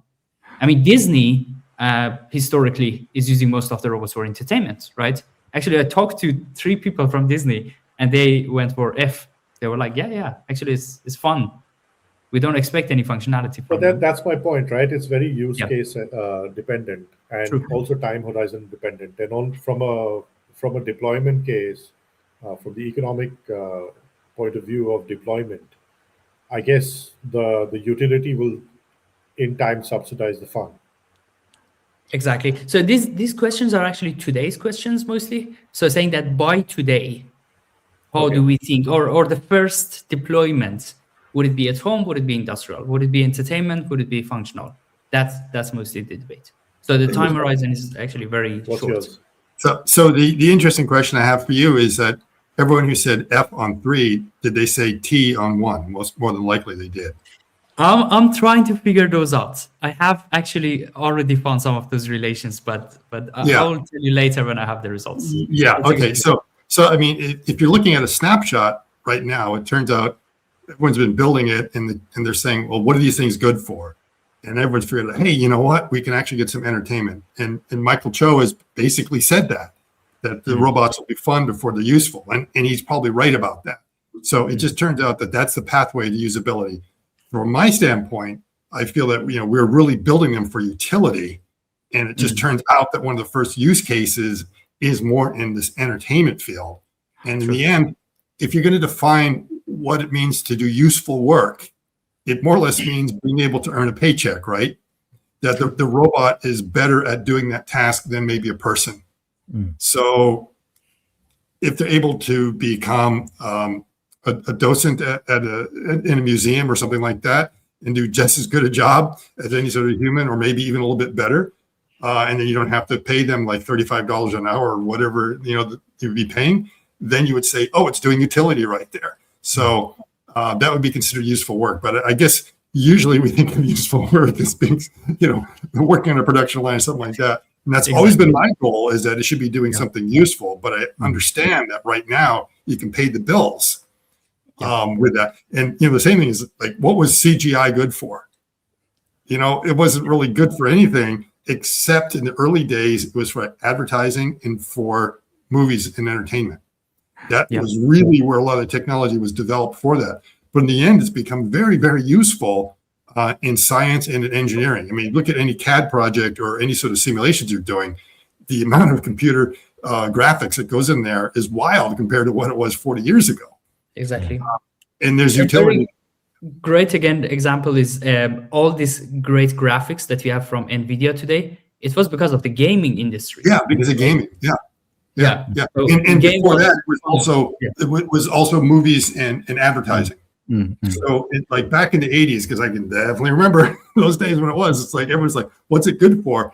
And you just had people out in Hollywood and in Madison Avenue that were just like, yeah, we want this stuff, because this is like a new way of being able to present everything and incorporating suddenly computer graphics into all their ads because it was new and flashy. So that was where it really originally started, but the things were really, really expensive. And the only reason they came down on cost is because the gamers, which is just this huge market, is the reason why you have the capability that you now have in an NVIDIA chip.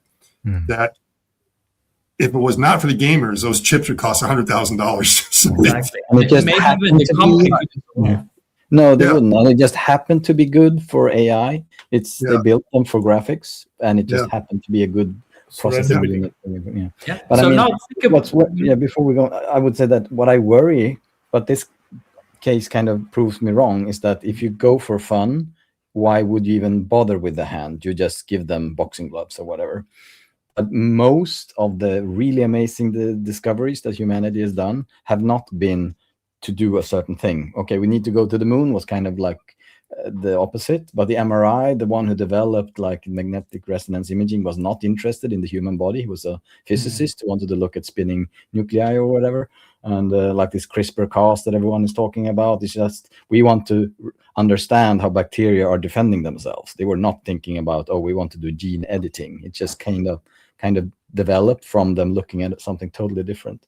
So perhaps I have a real-time answer or example to your point, Gustav. A guy in Germany, he recently bought 8 Unit 3 G1 for dancing on the stage. And then he asked me, oh, do I need to buy a dexterous hand also or not? And then I was like, okay, depends on if your dance requires dexterous hands or not. Do the jazz hands. Exactly. Yeah. No, so I'm not going to downplay the value in just going for fun, because it might be that that's enough to still make things happen. We need the scissors. Scissors, you're supposed to do that.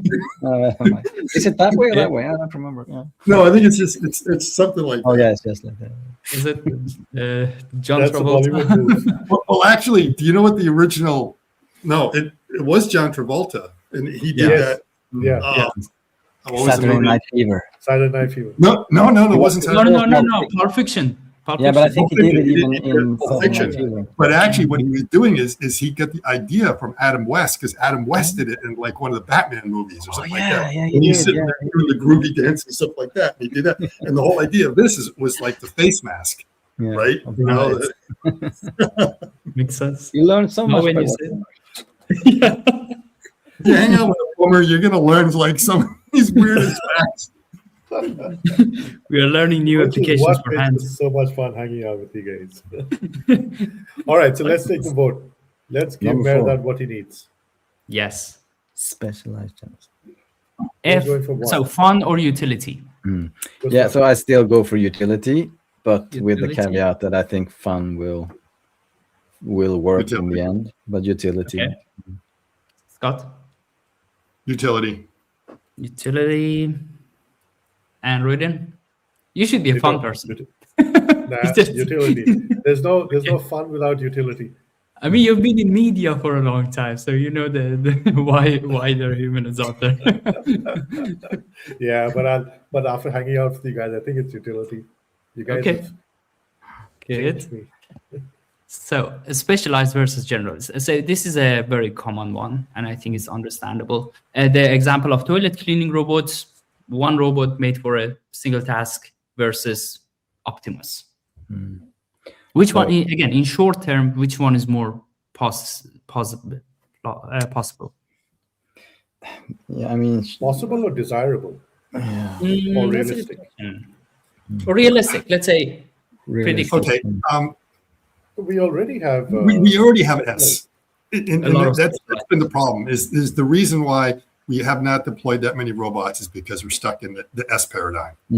Single use, really hard to do. We've got to move to general purpose. I understand why some people are focusing right now a little bit more on the S. I don't think you have to be so general purpose that you do everything, but you have to have more utility in one thing. Otherwise, it's just a Roomba. Yeah. So I will go with G.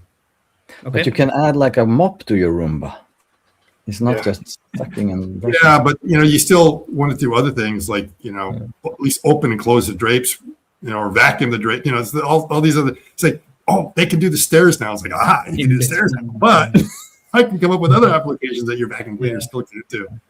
No, I mean, So Gustav, you can have I'm one of G- your cats sit on the Roomba with a mop and do it. Yeah, exactly. The tail. Yeah. No, I'm a G man here. So Yeah. G, great. And Royden? Yeah, generalized. General. Okay. Good. And then the next one is very self-explanatory. Wheels versus legs. I mean, I was in the beginning. I was a bit going for Gizmo Quack, the wheeled robot from DuckTales. I like the wheel idea, but you need the legs to. It gives you so much more opportunity and possibilities as long as the legs are good enough. But I say go for wheels for legs. For legs. Okay. But is this a generalist deployment, or because it depends on the environment as well? True. Definitely, all of them depend on the case, basically. Like, for example, Scott, most of the people that voted for fun, they also voted for legs, which kind of makes sense. Like, leg is more like exciting than wheels. Even on So, butts. yeah. I've always been a leg man, so Yeah. Leg and ass. Okay, I there would- you have I it. mean, however, I am sympathetic to the idea that a lot of people want to start out with wheels. That there is still a lot of utility in the wheels that will make it easier. I believe long term you do want to go with legs, but there are very strong arguments about wheels are going to be safer, they're easier to put in. But if you really want to be general, I think in many cases you want to go with the legs. So it's one of those things. You're forcing me to pick one or the other. I'll go with legs. Okay. But Yeah.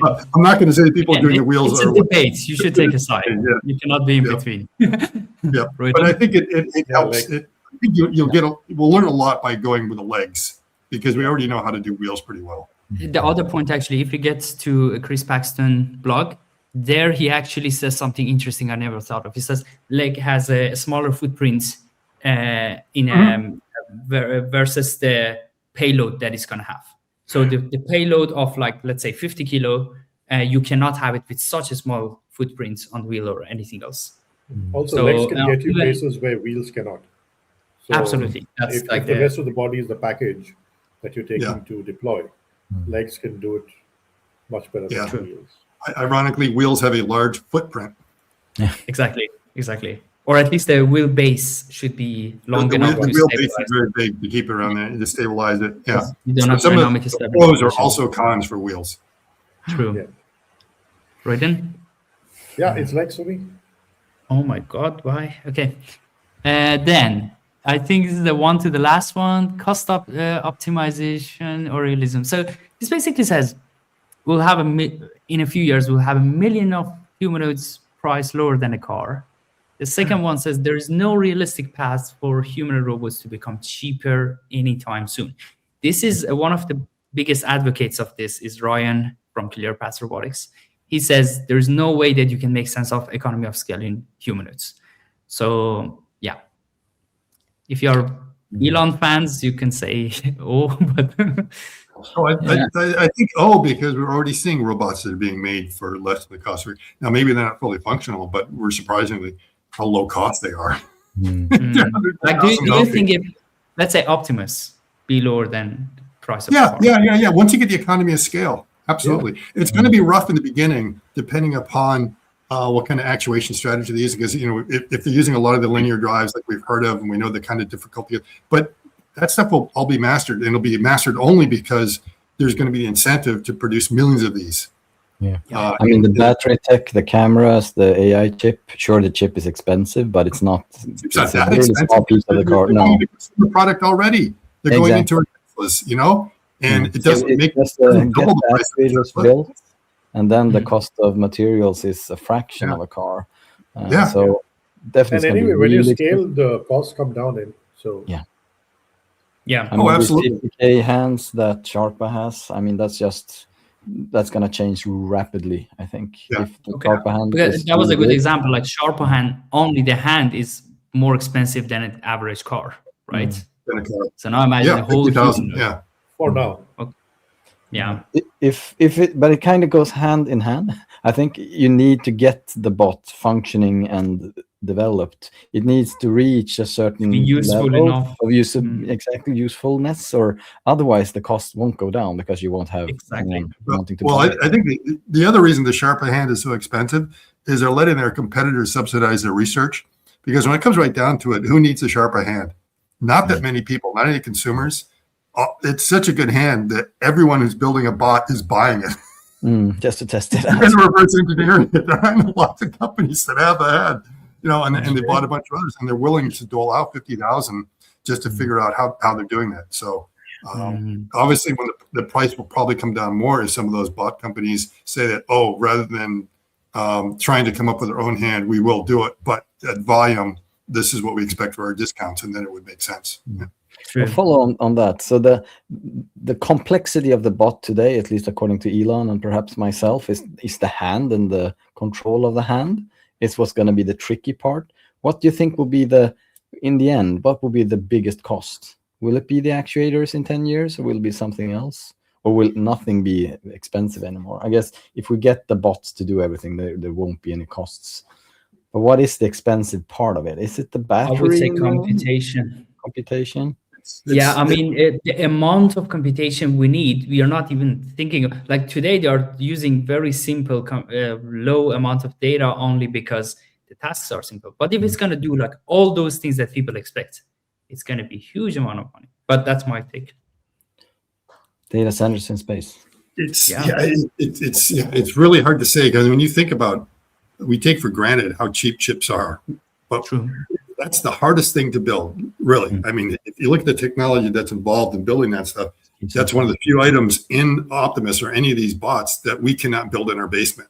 Just about everything else in Optimus we can. The cameras may be a little bit cheap, but even then, the technology for the cameras is not that much. So if you think about, cameras pretty sophisticated, those things are cheap.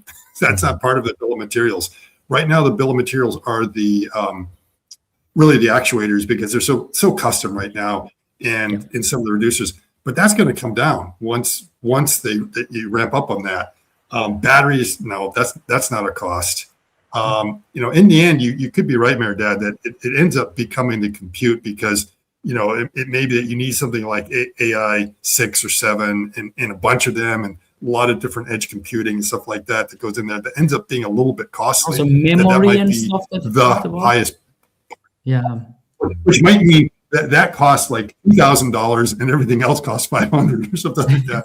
But I think if you actually distill, I did a rough calculation of just looking at the atoms that go into Optimus, and I think it's somewhere around $165 to $200 is about the material cost. And so that's like they don't have LiDAR, right? Because LiDAR is usually almost the most expensive components off the shelf. Yeah. But if you look at the material that's in there, the aluminum, the plastics, and all, and put that down there, it's not a whole lot. It's just a question of which is the most expensive part, and it'll probably in the end being the silicon. Right now, it's not the silicon, just because the actuators are probably running close to $1,000 a piece. The really, really good ones, you can. I know there are some out there that might be 150, 200 that you can buy online for building your hobbyist bot, but the ones that are going into really good production bots are still pretty expensive. Very true. So everybody goes for O. Cost optimized. Yep. Yes. Oh. Now the last question. This is also interesting. I think we have covered it before in our discussions, but we should stop inventing new platforms and focus on perfecting the existing platforms, or there's no perfect platform yet. New form factors and architectures need to be explored. I think Scott talked about it before. It's like robotics is like a field that you always want to just create new things. We're never satisfied and say, okay, now we have a good architecture with, let's say, Atlas. Let's just stop here and then just optimize this one. Yeah, I mean, it also goes towards is it individual components or the whole bot? True. When it comes to the whole bot, I think we're still in the exploration part. Yeah. But when it comes to a certain type of actuators, maybe it's just we need to refine it and improve it. But yeah, I think we're still in the exploratory step. Especially or maybe the question is, what do you think we should do? Not where we are, but rather you as an expert think. Yeah. For example, Scott also mentioned, like, we have QDD actuators now, and it's a couple of years, like 5-6 years, that everybody are using QDD actuator, right?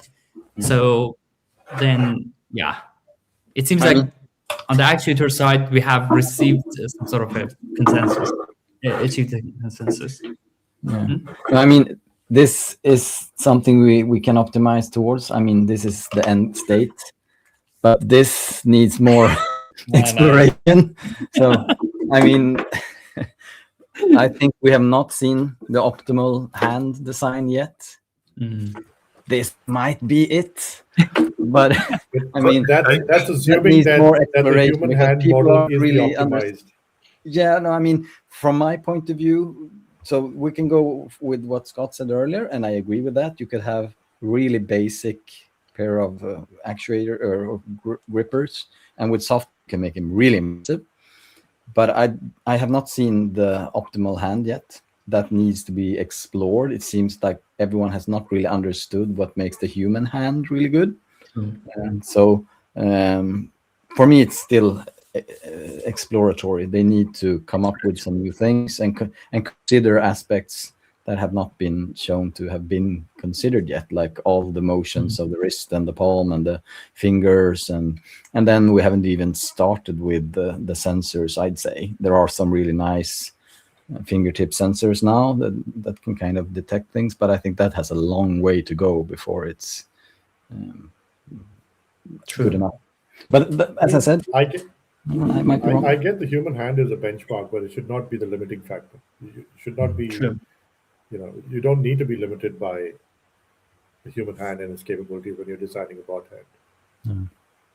And let's take it like automotive industry, right? Like, we have McPherson system for suspension for many years. We have the combustion engine. It's been around for like 90 years or something. The brake system almost worked the same principles since 70 years ago. These kind of things, how much of it do we have in robotics to say, now we are happy with this? My experience, very few. Every new robot we see, they change the configuration of the actuator. Your favorite topic, Scott, on the hip, for example. We don't have a consensus on that. We're like, no, this is better, this is better. We always change it. So. Okay, so the question is, are you talking about form factors or tinkering how to take the existing form factor and optimize it? So if we look at the history of robotics, the first industrial robot was basically a spherical robot. Basically, think of a gunner, like goes like this. And then eventually said, hey, maybe we need to throw an elbow on that thing. And so then you come up with the articulated arms, and that seemed like, well, that's the perfect solution there. And if everyone was satisfied with that, you never would have come up with the SCARA, which is like a really fast arm for being able to do things in not only the food industry, but also in electronics and putting in chips. And if everyone was like, oh, that's it, we don't need that anymore, you never would have come up with the Delta robot. which is also extremely fast, and was the inspiration came from a visit to a chocolate factory, which is like one of my favorite stories on that. So chocolate is good for lots of things. So those are like radically different form factors. But then again, if you go back to the articulated arms, which have been around for a while, at first they were AC, because that was the only way you could get something that was powerful enough. And the actuation strategies were usually done with back linkages and stuff like that and ball screw drives. But eventually the technology got better and better that they could go to DC motors, and the DC motors could start actually going with joints were rather than being remote and everything else. So we've already seen this kind of through the industrial robot space. The question is like, are you talking about, we should be satisfied with a humanoid form factor or a form factor that's a lot different? And we do kind of have two form factors already. We've got the quadrupeds, because we're finding that dogs and cats and stuff like that are kind of useful in their own way in this human world. And it turns out coming up with that kind of form factor fits into the examples we're already using them. And again, the idea of the humanoid form factor is to be able to drop in, but should it have 4 arms or 6 arms, or is that something we should be doing? Should it be having 3 or 4 elbows on there instead of just the one? Or are you really talking about, different actuation strategies, which I think everyone has to work on because they haven't figured it out. So it's basically within the envelope of... Yes. So you either do, rotary or linear kind of actuation strategies. You do a tendon-based one, which is like 1X is doing, or you do something more pneumatic like clone. Or you also have over actuation. Like, so within the envelope of human, we see that Atlas, for example, is going beyond human. Exactly. Yeah, exactly. So you can have that, but in the end, they're still kind of keeping the same form factor, but they're playing around with different. And I think that's really good.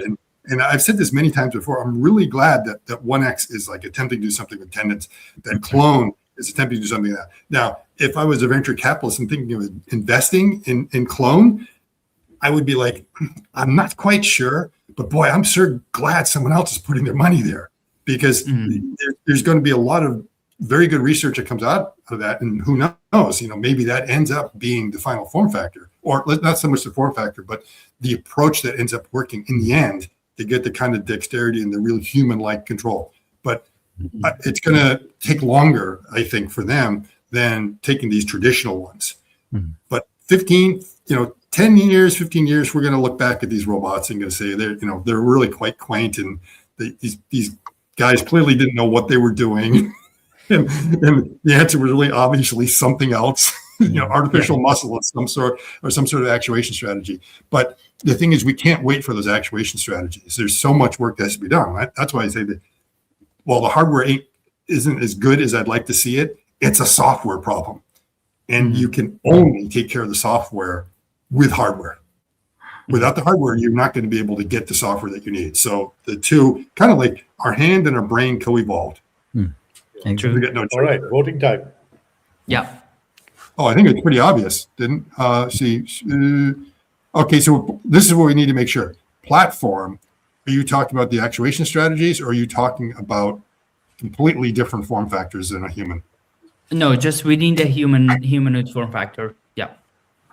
Okay, so it's a humanoid form factor, but we should... Are we going to explore more within the humanoid form factor, or no? Just agree that, for example, Atlas is good, or Optimus is good, and then we need to just... I think we need to explore. Yeah, I think you still explore. Because, are we supposed to already take sides on tendon-based hands or direct actuation in the hands? That's another debate. Yeah, but that's kind of part of the debate. We need to explore. Exactly. I'm not taking any side in the debate of like that all the actuation should be in the forearm or should be up here. Yeah. So when you get it down there, it's going to be tendon drive. It's like, I'm not going to say which side I am in the debate, because I'm glad there's a debate going on. Yeah. Because nobody knows the answer. No. And that's exactly the point of all these 7 points. Like, nobody can say certainly one of them. To be honest, I've talked to like 50-ish people. Nobody can like say with certainty. Even people like Jeremy from Sanctuary, for example, he commented, and he took a side. He was like that. The only thing that many people didn't take a side was software, hardware. They were like, they should go hand in hand and so on. But everything else. Anyway, Gustav, what was your point? Yeah, so I'm definitely exploratory for this one. Exploratory and Royden? Yeah, exploratory for me too. Exploratory. Okay, so just roughly saying, you were very similar in the answers, right? There were, what was the differences? In the beginning. Only one? Yeah. Technology versus application. So Gustav and Royden, you were similar. You were actually similar in almost all of them. Yeah. And then Scott had a different approach, that application first, technology later, such. And then I have an Excel sheet, so I input the things in the Excel also. So roughly saying, well, because you are very similar, I couldn't have it individually, but you are thinking very similar to 63% of the other roboticists. Yeah. So you are in the majority yet. Let's see. But I want to get to 100. That kind of gives you a sense of general direction that we're heading in, largely, not necessarily everybody, but you kind of get a sense of how most people are thinking. 63% people are thinking. Yeah, or common sense kind of a thing, right? Yeah. As Americans usually say. Yeah. Okay. Interesting. I'm disappointed. I was hoping I'd be in the outliers. Yeah. I mean, come on, in this room, you were very similar to each you other. were. In this very room. Yeah. No, I took a disc test once, and the tester had never seen results like that. He gave up. Yeah. But let's see. When I get more data, maybe then I can give you also a bit more detail, like who are you similar to from the famous people? Because I have like up to 8 famous roboticists also. That would be awesome. Oh no. Then you know. I think we'll end it with that. Thank you, gentlemen. Always a pleasure. This time as well. So much fun. Thank you, Mehrdad. Please, if you can get some more of these quizzes, livens it up for us. Absolutely. All right. Till next time, gentlemen. Thank you. Thank you. Thank you very much.